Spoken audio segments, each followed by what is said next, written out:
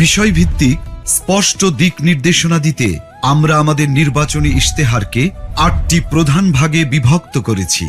প্রতিটি ভাগ তৈরি করা হয়েছে দেশের বাস্তবতা, জনগণের চাহিদা এবং আগামীর সম্ভাবনাকে সামনে রেখে।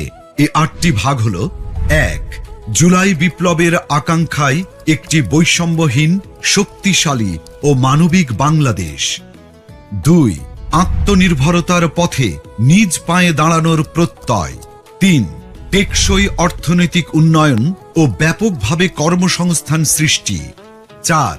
স্বনির্ভর কৃষি ও প্রকৃতির স্বাভাবিক বিকাশের মাধ্যমে পরিবেশ বান্ধব উন্নয়ন। ৫.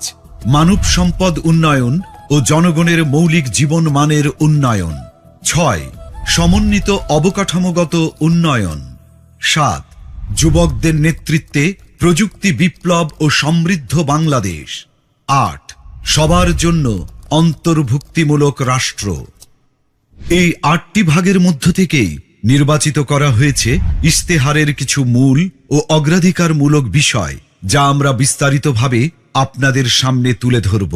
যার শুরুতেই থাকবে সুশাসন ও জননিরাপত্তা এবং তা নিশ্চিতে মন্ত্রী ও এমপি সহ সকল পর্যায়ের জনপ্রতিনিধিদের ও তাদের পরিবারের সদস্যদের বার্ষিক সম্পদ বিবরণী জনসাধারণের সামনে পেশ করা হবে।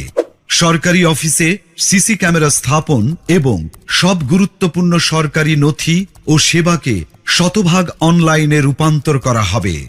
৬৪ জেলা শহর এবং প্রায় ৫০০ উপজেলা ও ছোট শহরকে পরিকল্পিত শহর হিসেবে গড়ে তোলা হবে।